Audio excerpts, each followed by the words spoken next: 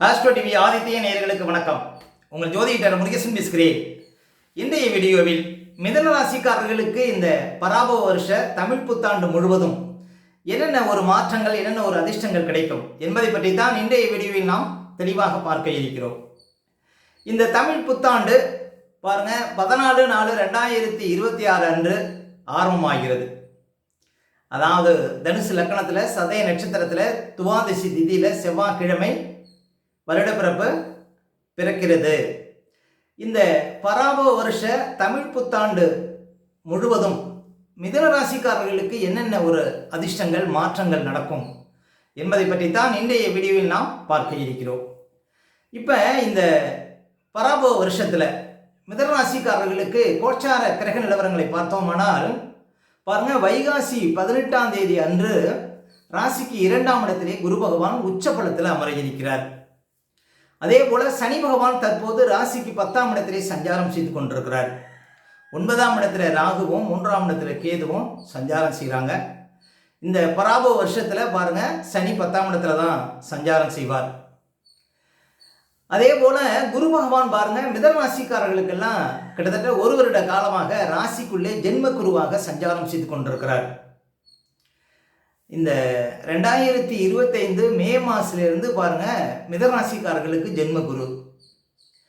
அப்போ மிதுன ராசியில் பிறந்த பாருங்க, அதுவும் மிருகசீரிஷ நட்சத்திரம் 3ஆம் பாதம் 4ஆம் பாதம், திருவாதிரை நட்சத்திரம் 4 பாதங்களும், புனர்பூச நட்சத்திரம் 1, 2, 3 பாதத்தில் பிறந்தவர்களுக்கு இந்த கிட்டத்தட்ட ஒரு வருட காலமாக பயங்கர நெருக்கடி அப்படின்னு சொல்லலாம். அதே போல் ஒரு பதட்டம், ஒரு பயம், எங்கே போனாலும் விரயங்கள், மன அழுத்தம், வேலை இழப்பு, குடும்பத்தில் கணவன் மனைவிக்குள்ள பிரச்சனை, பண முடக்கம், தொழில் தேக்கம், மேலும் அடுத்தவங்களுக்கு பதில் சொல்லக்கூடிய சூழ்நிலை, இது எல்லாத்தையும் பார்த்துருப்பீங்க. இன்னும் சொல்ல போனால் நிறைய பேருக்கு உடல் ரீதியாகவும் மன ரீதியாகவும் பயங்கர பிரச்சனை. இப்படி பல சிரமங்களை பார்த்த மிதுன ராசிக்காரர்களுக்கு ஒரு விடிவு காலம் அப்படின்னா இந்த பராபவ வருஷத்தில் வைகாசி 18ஆம் தேதி அன்று குரு பகவான் ராசிக்கு 2ஆம் இடத்திலே உச்சபலத்தில் அமர இருக்கிறார். குரு பகவான் 2ஆம் இடத்துல அமர்ந்து தனது 5ஆம் பார்வையால் 6ஆம் இடத்தையும், தனது 7ஆம் பார்வையால் 8ஆம் இடத்தையும், தனது 9ஆம் பார்வையால் 10ஆம் இடத்தையும் பார்க்க இருக்கிறார். பொதுவாக குரு பகவான் பாருங்க 2ஆம் இடத்துல அமர்வதே மிகப்பெரிய சிறப்புங்க. கோச்சாரத்தில் குரு பகவான் ராசிக்கு 2, 5, 7, 9, 11 சஞ்சாரம் செய்யும் பொழுது மிகப்பெரிய அதிர்ஷ்டங்களை கொடுக்க தவற மாட்டார்.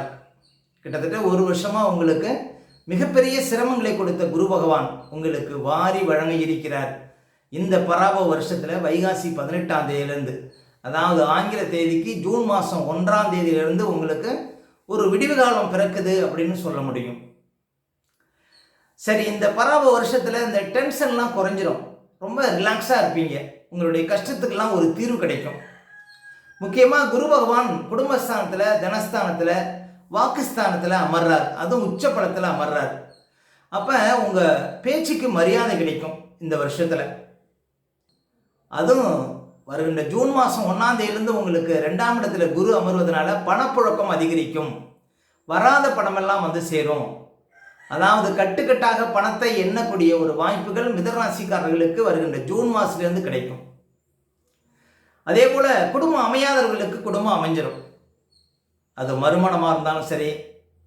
அதே போல் மிதுன ராசிக்காரர்கள் ஆண்களாக இருந்தாலும் பெண்களாக இருந்தாலும் திருமணத்தை நோக்கி எதிர்பார்த்து காத்திருக்கிறவங்களுக்கு முழு ராஜபார்வை காலம் இந்த பராபவ வருஷத்தில். அதுவும் ஜூன் மாதத்துக்கு அப்புறம் கட்டாயம் திருமண யோகம் கிட்டுங்க மிதுன ராசிக்காரர்களுக்கு. அப்போ திருமண வயதில் இருப்பவர்களுக்கு இது ஒரு அதிர்ஷ்ட காலம் அப்படின்னு சொல்லலாம். அதே போல் கிட்டத்தட்ட 10 வருஷமாக குழந்தை பாக்கியம் இல்லைங்க அப்படிங்கிறவங்களுக்கெல்லாம் கட்டாயம் குழந்தை பாக்கியம் இருக்கும் இந்த பராபவ வருஷத்தில். ஏன் அப்படின்னா குரு பகவான் எந்த இடத்திற்கு சென்றாலும் அந்த இடத்தில் உள்ள குறைகளை நிவர்த்தி செய்யக்கூடிய மிகப்பெரிய சுபக்கிரகம். அப்போ குரு பகவான் குடும்பஸ்தானத்தில் பாருங்கள், இந்த பராபவ வருஷத்தில் ஜூன் மாதம் 1ஆம் தேதி அமர இருக்கிறார். அப்போ குடும்ப விருத்தி இல்லாதவர்களுக்கு பாருங்க குடும்ப விருத்தி ஏற்படும். குடும்பத்தில் ஒரு புது நபர் பாருங்க வருவாங்க, குடும்பத்தில் தடைப்பட்ட சுபகாரியங்கள் நடக்கும். அப்போ குடும்பத்தில் கணவன் மனைவிக்குள்ள இந்த பிரச்சனைகளுக்கு தீர்வு கிடைக்கும். குடும்பத்தில் ஒரு சந்தோஷம், குடும்பத்தில் ஒரு ஆனந்தம் பாருங்கள் இருக்கக்கூடிய ஒரு காலமாக இந்த மிதராசிக்காரர்களுக்கு இந்த பராப வருஷம் விளங்கும். அதே போல் 2ஆம் இடம் வலுக்கும் பொழுது வழக்கு இருந்தால் அது சாதகமாக முடியும். சொந்த தொழிலில், வியாபாரத்தில் மிகப்பெரிய வளர்ச்சி கிடைக்க இருக்கிறது இந்த ஜூன் மாதம் 1ஆம் தேதியிலிருந்தே. அப்போ இந்த பராப வருஷத்தில் உங்கள் வாழ்க்கையில் இருந்த நெருக்கடி, உங்கள் வாழ்க்கையில் தீர்க்க முடியாத சில பிரச்சனைகளுக்கு ஒரு நல்ல தீர்வு கிடைக்கும் அப்படின்னு சொல்ல முடியும். அப்போ உங்கள் கஷ்டத்திலிருந்து நீங்கள் வெளிவரக்கூடிய யோகம் இந்த பராப வருஷத்தில் கட்டாயம் உங்களுக்கு கிடைக்கும். அப்போ இந்த தமிழ் புத்தாண்டு வாழ்க்கையில் ஒரு மிகச்சிறந்த ஆண்டாக இந்த வருஷம் உங்களுக்கு உங்களுடைய கஷ்டங்கள்லாம் விலகக்கூடிய ஒரு வாய்ப்புகள் கட்டாயம் உண்டு. அப்போ மிதராசிக்காரர்கள் எதிர்பார்த்தது எல்லாமே இந்த ஜூன் மாதத்துலேருந்து நடக்க இருக்கிறது. அதே போல் உயர் பதவி, நிறைய பேருக்கு உயர் பதவி எதிர்பார்த்து காத்திருக்கிறவங்களுக்கு கட்டாயம் உயர் பதவி கிடைக்கும். அதே போல் தனஸ்தானத்தில் குரு இருப்பது இன்க்ரிமெண்ட் அதிகரிக்கும். அதாவது குறைவான வேலை, நிறைவான சம்பளம், இப்படி பாருங்கள் மிதராசிக்காரர்களுக்கு கிடைக்கும். அப்போ இன்க்ரிமெண்ட்டு டபுளாக ஆகக்கூடிய ஒரு வாய்ப்புலாம் மிதராசிக்காரர்களுக்கு உண்டுங்க இந்த பராப வருஷத்தில். முக்கியமாக நீண்ட காலமாக பேசி தீர்க்க முடியாத சில விஷயங்களை பேசி தீர்க்க முடியும். இந்த 2ஆம் இடத்துல குரு அமரக்கூடிய காலகட்டத்தில் எவ்வளோ பெரிய வில்லங்கமான இந்த பிரச்சனைக்கு தீர்வே கிடைக்காது அப்படின்னு நினைத்தால் கூட அந்த பிரச்சனையை பேசி தீர்க்கக்கூடிய ஒரு வாய்ப்புகள் மிதராசிக்காரர்களுக்கு கிடைக்குங்க இந்த பராப வருஷத்தில், அதுவும் ஜூன் மாதம் 1ஆம் தேதிக்கு அப்புறம். அப்போ 2ஆம் இடத்துல குரு உச்சப்பலத்தில் அமர்வது பணப்புழக்கம், குடும்ப விஷயத்தில் முன்னேற்றம், பேச்சினால யோகம், அதே போல் பாருங்கள் தீர்க்க முடியாத சில பிரச்சனைகளுக்கு தீர்வு, நீண்டகால கஷ்டங்களுக்கு தீர்வு, பணத்தை கட்டுக்கட்டாக பார்க்கக்கூடிய ஒரு யோகம், இப்படி நிறைய அதிர்ஷ்டங்கள் மிதராசிக்காரர்களுக்கு கிடைக்க இருக்கிறது. முக்கியமாக வேலை இல்லாதவர்களுக்கெல்லாம் வேலை கிடைக்க இருக்கிறது. ஏன் அப்படின்னு பார்த்தீங்கன்னா 10ஆம் இடத்திலே சனி பகவான் சஞ்சாரம் செய்து கொண்டிருக்கிறார். மிதுன ராசிக்காரர்களுக்கு 8க்கும் 9க்கும் அதிபதிங்க சனி பகவான். மிதராசிக்காரர்களுக்கு பாக்கியாதிபதி சனி பகவான் 9ஆம் அதிபதி 10ஆம் இடத்திலே சஞ்சாரம் செய்து அந்த 10க்குடைய குரு பகவானை உச்சம் பெற்று அந்த சனி பகவானை பார்க்கறதுனால பாருங்கள், சனி பகவான் நின்ற இடம் விருத்திங்கிறதுனால உங்களுக்கு தொழில் ரீதியாக, உத்தியோக ரீதியாக நல்ல ஒரு மாற்றம், அதுவும் குரு பகவானுடைய பார்வையும் 10ஆம் இடத்துக்கு விழுவதனால தொழில் ரீதியாக, உத்தியோக ரீதியாக இருந்த கஷ்டங்களுக்கெல்லாம் ஒரு தீர்வு கிடைக்கும். அப்போ வேலையே இல்லைனாலும் உங்களுக்கு ஜூன் மாதம் 1ஆம் தேதிக்கு அப்புறம் 100% உங்களுக்கு வேலை கிடைக்கும். தொழில் ரீதியாக இருந்த கஷ்டங்களுக்கு ஒரு விடிவு காலம் பிறக்கும். தொழிலே முடக்கமாக இருந்தால் கூட உங்களுக்கு தொழிலில் வளர்ச்சி கிடைக்குங்க. வளர்ச்சி கிரகமான குரு பகவான் 10ஆம் இடத்தை பார்வையிட இருக்கிறார். அப்போ ஜூன் மாதம் 1ஆம் தேதிக்கு அப்புறம் குரு பகவான் எந்த இடத்தையெல்லாம் பார்க்கிறாரோ அந்த இடத்துல ஒரு வளர்ச்சி இருக்கும் அப்படின்னு சொல்லலாம். அப்போ குரு பகவான் பாருங்கள் தனது 5ஆம் பார்வையால் 6ஆம் இடத்தை பார்வையிடுகிறார்.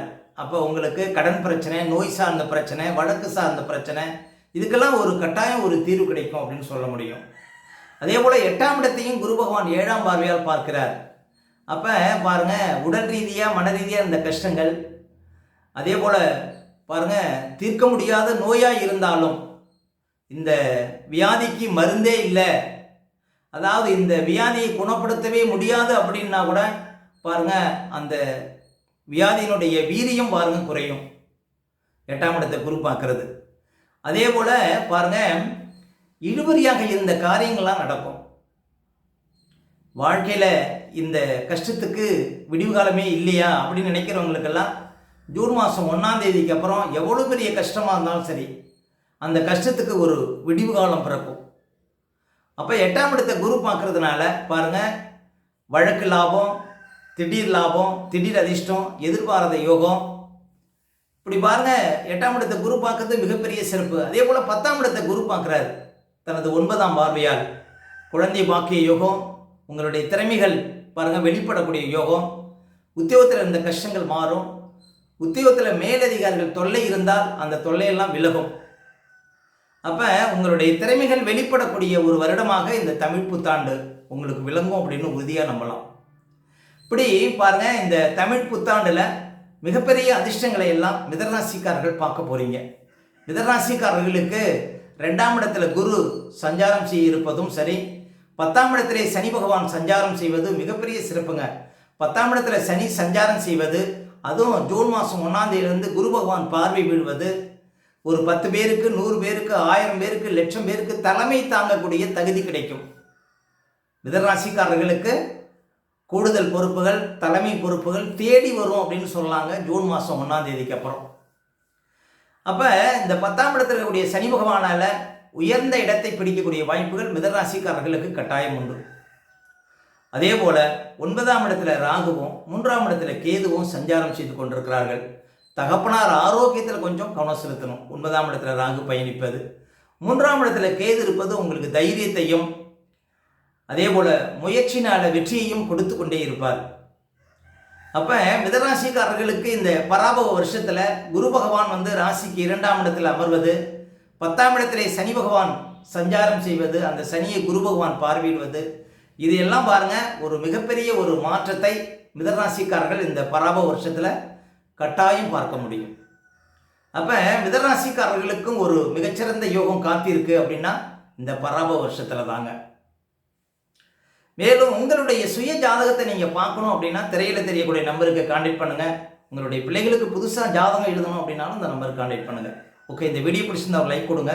உங்கள் கருத்துக்களையும் கேள்விகளையும் கமெண்ட்ஸில் பதிவிடுங்க. இன்னும் நம்ம பல வீடியோ கொடுக்க இருக்கிறோம். நம்ம சேனலை சப்ஸ்கிரைப் பண்ணுங்கள். பக்கத்தில் வர பெல் சிம்பிளை கிளிக் பண்ணுங்கள். நன்றி, வணக்கம்.